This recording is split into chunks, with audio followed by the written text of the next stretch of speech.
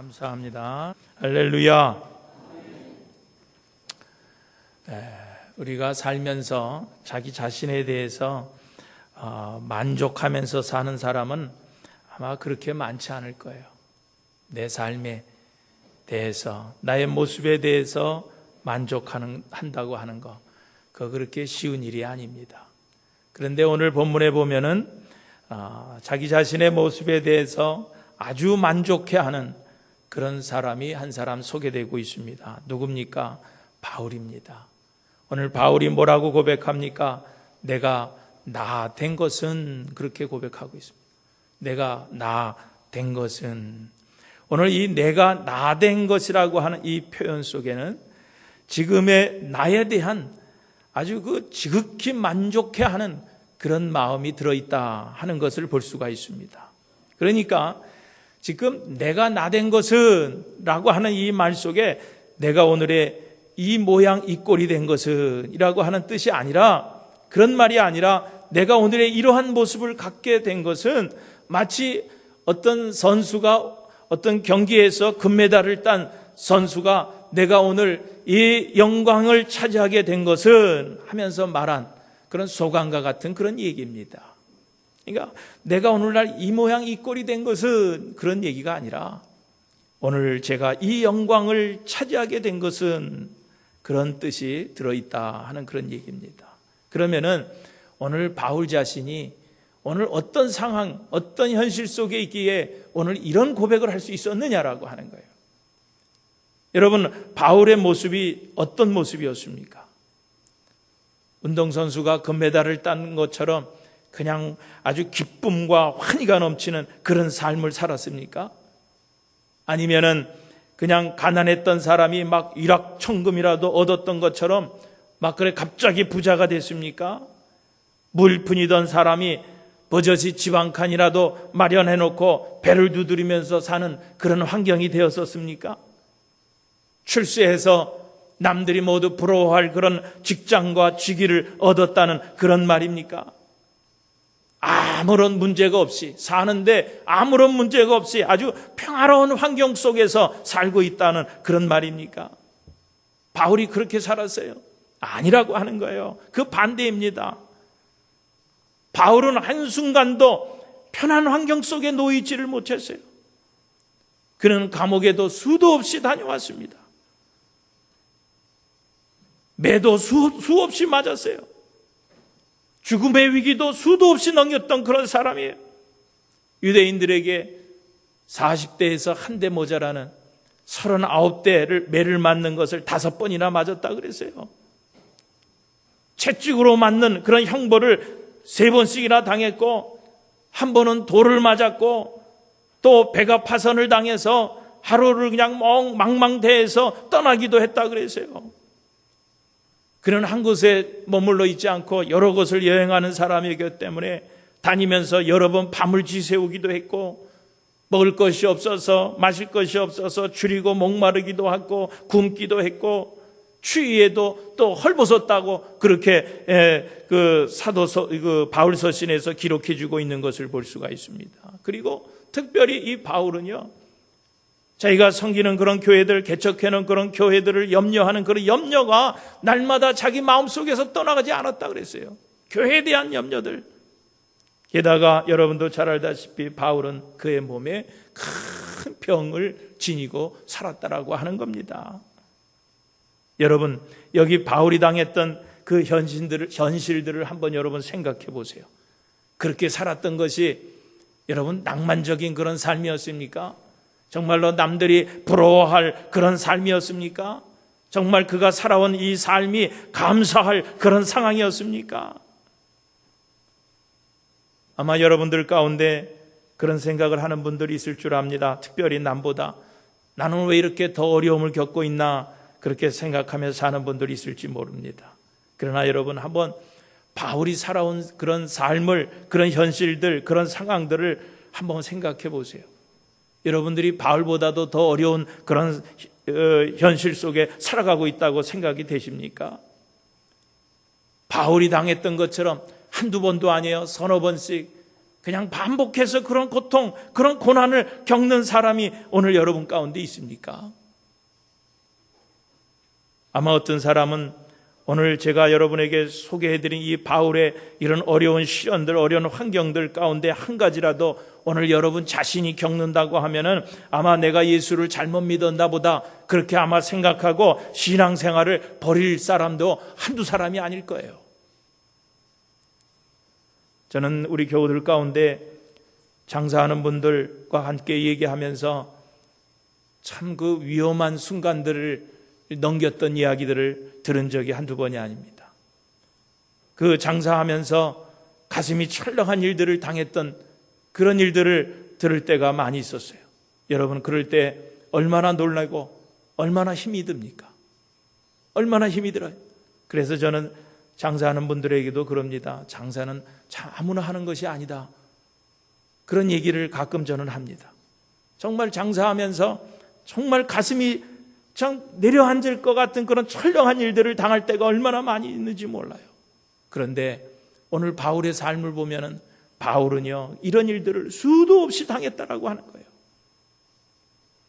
아마 이 육체적으로 어려움을 당하는 것은 그래도 참을 만한데 참 사람으로부터 받는 그런 고난은요, 참 얼마나 참기 힘든 일인지 모릅니다. 오늘 이 바울도 그랬어요. 이 사도 바울도요, 사람으로부터 받는 시련이 얼마나 많이 있는지 몰라요. 강도들에게 당하는 그런 시련들이 있었죠. 그리고 같은 유대인 동족들에게 받는 그런 시련들이 있었죠. 이방인뿐만 아니라 자기 동족들에게 받는 그런 시련들이 많이 있었어요. 그뿐만이 아니에요. 자기가 개척을 해놓고 교회를 세워놓고 또 다 이렇게 그 직책을 다 줘서 했던 그런 사람들이 바울을 배반하고 바울을 어렵게 하고 힘들게 했던 그런 일들이 성경에 보면 얼마나 많이 나오는지 몰라요.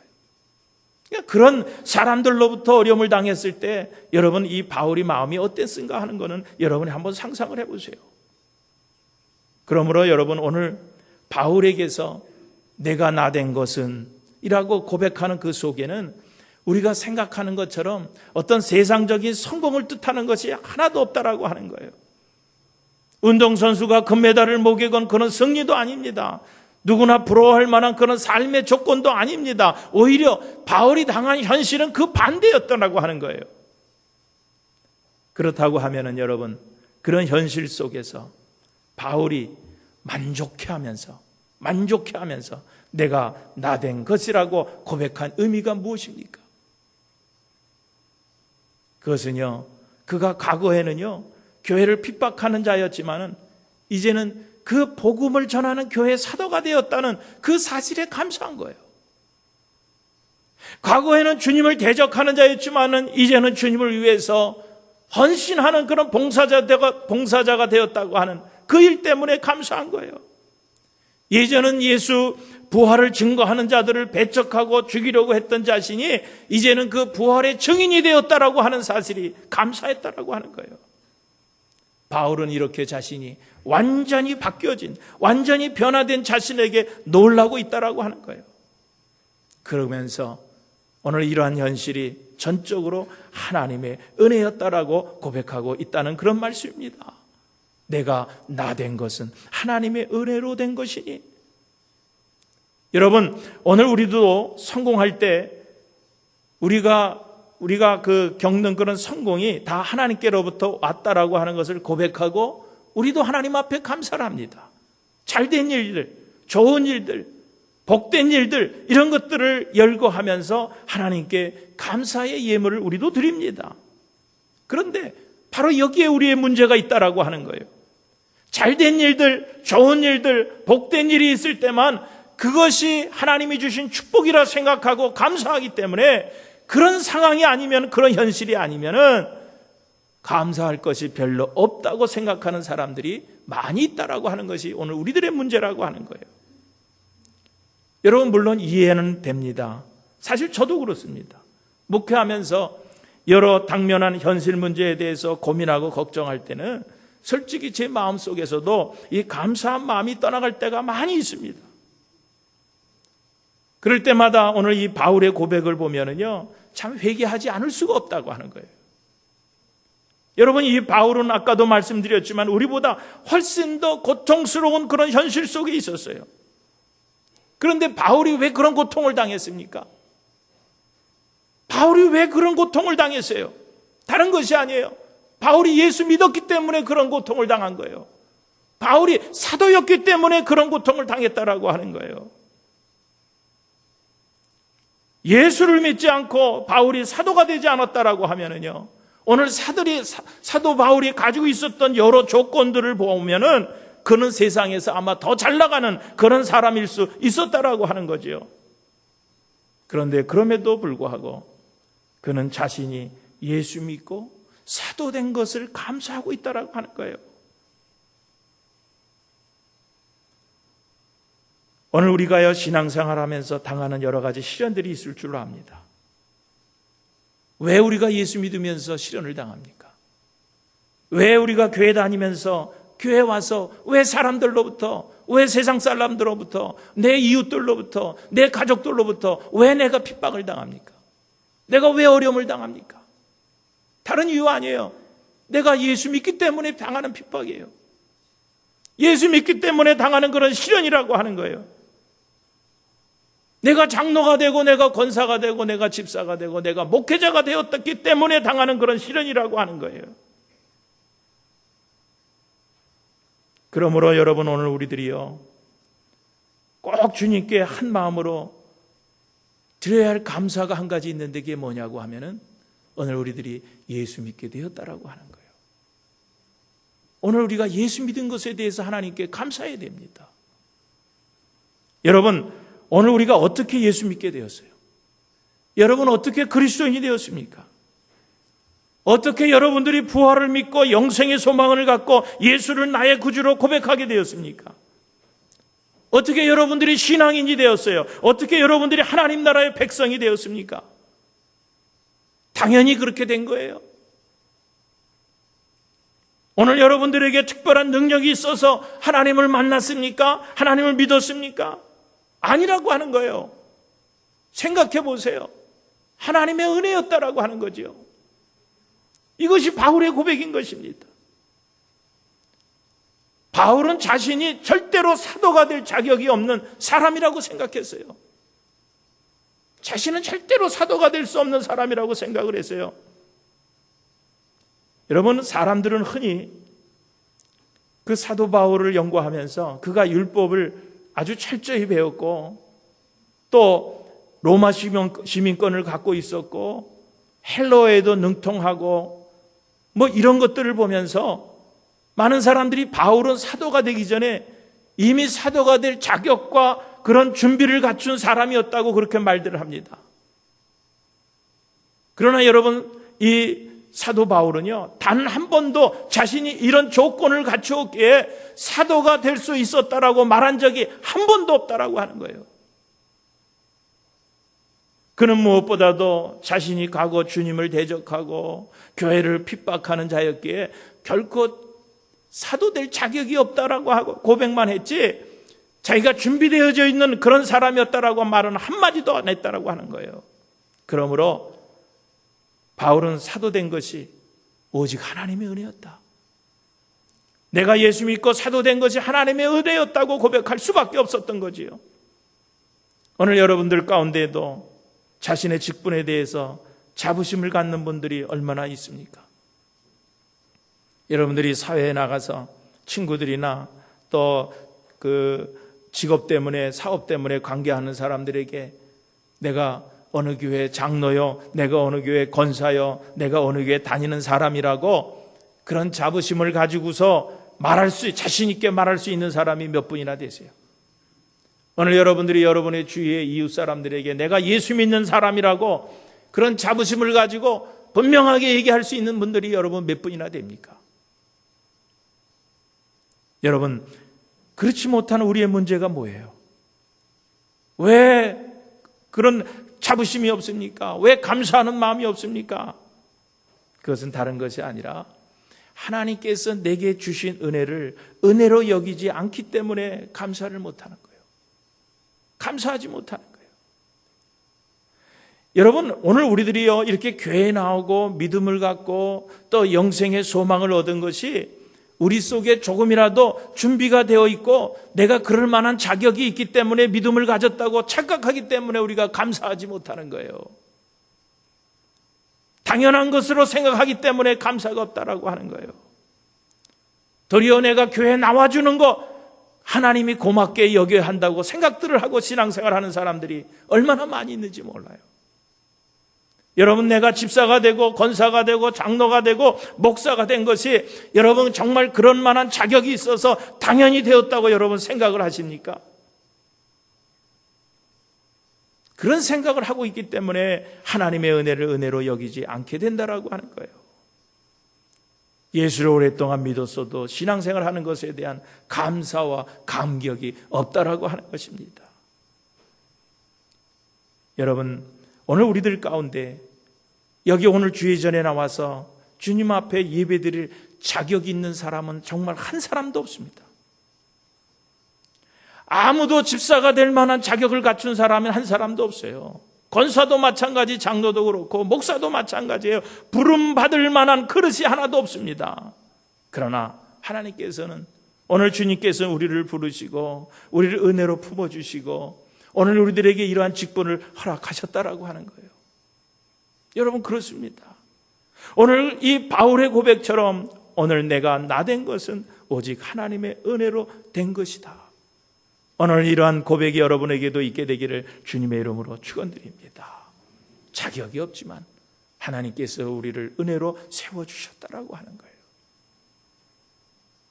또 오늘 본문을 보면은요, 바울이 또 한 가지 감사한 것이 있습니다. 그것은 자신에게 주신 그 은혜가 헛되지 않도록 모든 사도보다 더 많이 수고하였다라고 하는 거예요.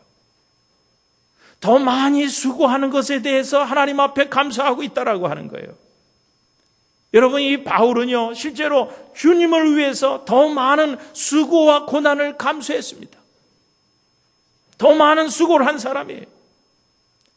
바울은요, 다른 사람보다도 더 많이 땀을 흘리고 더 많이 수고했던 그런 사람이에요. 보통 우리들 같으면은요, 다른 사람보다 더 많이 수고한다고 하면은 인정받고 싶어 하는 것이 우리들입니다. 보통 우리들이에요. 다른 사람들로부터 박수 받으려고 하는 것이 보통 우리들입니다. 그런데 바울은 내가 모든 사도보다 더 많이 수고했지만은 그것이 내가 아니라는 거예요. 오직 나와 함께 하신 하나님의 은혜라고 고백하고 있는 것을 볼 수가 있습니다.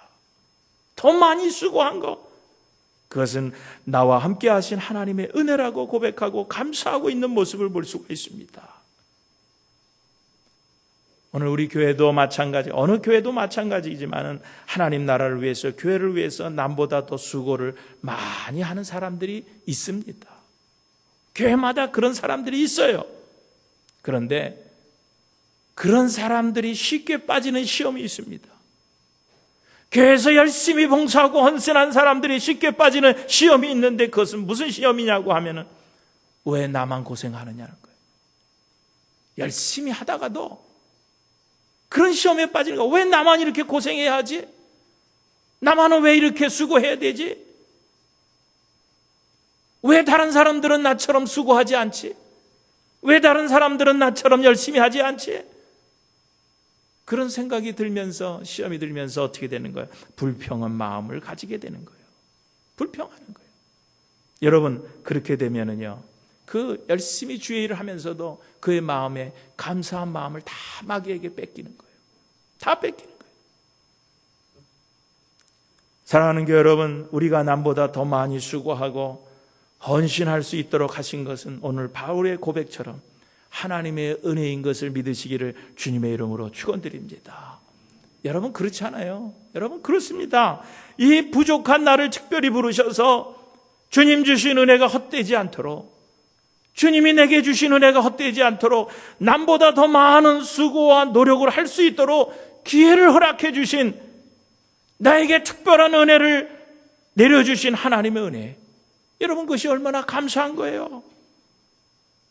그러므로 오늘 우리들 가운데 남보다 더 많이 수고하고 더 많이 봉사하고 더 많이 헌신하는 분들 계시다고 하면은 더욱 하나님 앞에 감사하시는 여러분들 되시기를 주님의 이름으로 축원드립니다. 여러분, 내가 나 된 것은 하나님의 은혜라. 내가 나 된 것은 하나님의 은혜라. 오늘 이 바울의 말 속에는 자신의 전체 인생이 우연도 아니고 자신의 수고와 노력의 대가도 아니고 하나님의 전적인 자비와 은혜가 오늘 내가 되게 했다고 하는 그런 감사의 고백인 것을 믿으시기를 주님의 이름으로 축원드립니다. 여러분, 내 현실이 지금 내 눈에는 불행이나 고통으로 보여진다 할지라도 우리가 하나님의 선하신 손 안에 있다고 하면 언젠가는 하나님께서 더 큰 축복으로 함께해 주실 것이라고 하는 하나님의 그 선하신 인도하심에 대한 믿음을 가지고 살아가시기를 주님의 이름으로 축원드립니다. 여러분, 우리 성경에 보면은 에벤에셀이라고 하는 그런 말이 있습니다. 오늘 이 에벤에셀이라고 하는 말씀은 하나님께서 여기까지 나를 도와주셨다라고 하는 뜻이 있는 거예요. 여러분, 그렇습니다. 하나님께서 내 가정, 내 자녀들, 내 직장, 내 사업체 여기까지 도와주셨어요. 여기까지 지켜주셨음을 믿으시기를 주님의 이름으로 축원드립니다. 여러분, 생각해 보세요. 하나님께서 나를 돕지 않으셨다고 하면은요, 내 가정을, 내 자녀들을, 내 사업터를 하나님께서 돕지 않으셨다고 하면은 오늘 여러분들이 이 자리에 앉아 있을 수 있습니까? 솔직히 한번 생각해 보세요. 어떤 분이 마음으로부터 막 무서운 유혹을 많이 받았어요. 유혹을 받는 동안에 그분의 마음속에는 하나님은 나와 함께 하시지 않는 모양이다. 하나님은 내 마음에서 떠나신 분이신가 보다. 하나님의 임재를 느끼지를 못했다는 거예요. 너무 힘드니까 그 유혹을 이겨내기가. 그런데 그 유혹을 다 이겨낸 다음에 하나님 앞에 기도하기를, 하나님, 제가 그토록 무서운 유혹을 받고 고통을 당하고 있을 때 하나님이 어디 계셨습니까? 하나님은 어디 계셨습니까? 그리고 하나님 앞에 질문했더니 하나님께서 대답이 내 마음속에 있었다. 내 마음속에 있었다. 만일 내가 네 마음속에 없었다고 하면은 너는 그 무서운 유혹들을 이기지 못했을 것이라고 하는 거예요. 여러분, 그렇습니다. 오늘 우리들이 이 세상을 살아갈 때 얼마나 많은 유혹들이 우리에게 옵니까? 얼마나 고통스러운 일들을 우리가 당하고 살아가고 있습니까? 그런데 우리가 그것들을 이길 수 있었던 힘이 어디 있습니까? 하나님께서 내 마음에 계셔서 오늘 우리를 도와주고 계시기 때문에 그렇다고 하는 거예요. 그러니까 무슨 얘기예요? 오늘의 내가 있기까지는 분명히 에벤에셀의 하나님이 도우심이 있으셨다라고 하는 거예요.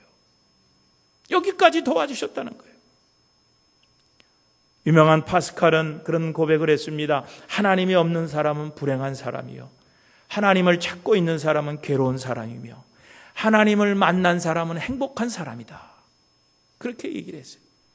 여러분, 그렇다고 하면 하나님께 감사할 수 있는 사람은 어떤 사람이에요? 하나님을 만나고 하나님께 감사할 수 있는 사람은 최고의 축복을 받은 자인 것을 믿으시기를 주님의 이름으로 축원드립니다. 내가 나 된 것은 하나님의 은혜로 된 것이다.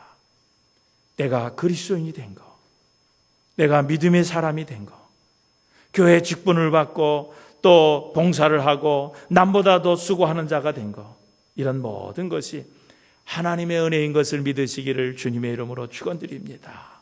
더 나아가서 오늘의 나를 둘러싼 모든 환경들이 다 하나님의 선물인 것을 믿으시기를 주님의 이름으로 축원드립니다.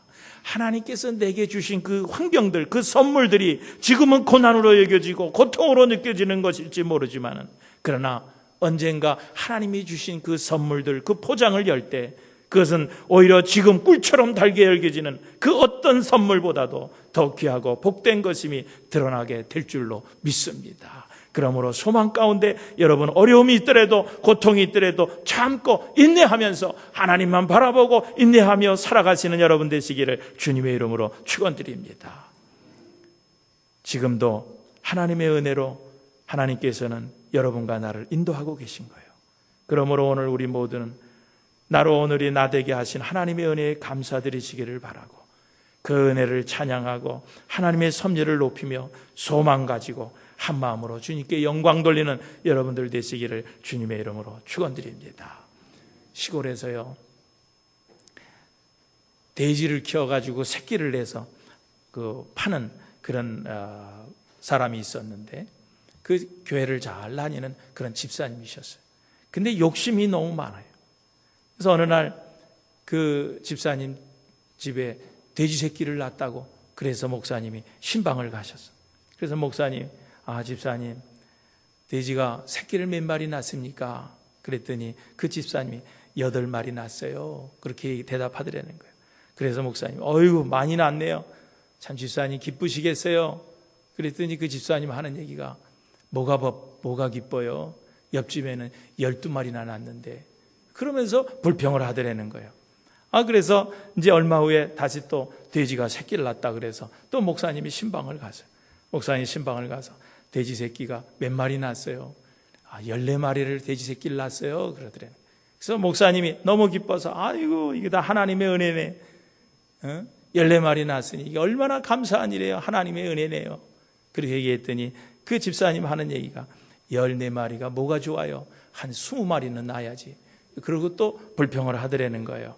그러다가 목사님이 하도 욕심이 많은 이 집사님을 참다 못하다가, 아니 집사님은 돼지보다도 욕심이 많다고 그렇게 얘기를 한 거예요. 그랬더니 그 집사님 목사님한테 대들듯이, 아니 나한테 돼지보다도 못하다 했다고 또 따지기 시작하는 거예요. 또 따지는. 그러니까 목사님이 하도 답답해서, 돼지는요 그저 뭐든지 그저 구정물 한 그릇이면 다 만족해 합니다. 그런데 집사님은 아직도 욕심을 버리지 못했다. 그리고 그런 책망을 하네요. 그 여러분 보세요. 14마리 낳았는데 20마리 정도는 낳아야지 그러고 불평하는. 여러분, 그것이 오늘 웃을 일이 아니라 오늘 우리들의 마음입니다. 우리들의 마음이에요. 참 우리 주변에 감사할 일들이 얼마나 많이 있는지 몰라요. 우리 장로님들하고 같이 이제 예배 끝나고서 커피를 하고 이렇게 무슨 대화들을 나눌 그런 시간들이 많이 있어요. 근데 우리 장로님들이요, 우리 와이프 권사님들에게 얼마나 잘하는지 몰라요.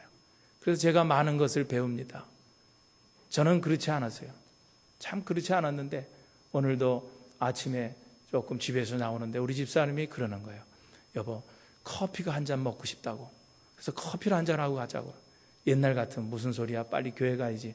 언제 커피 사러 커피점에 가고 그렇게 돌아갈 그런 상상도 못했던 거죠.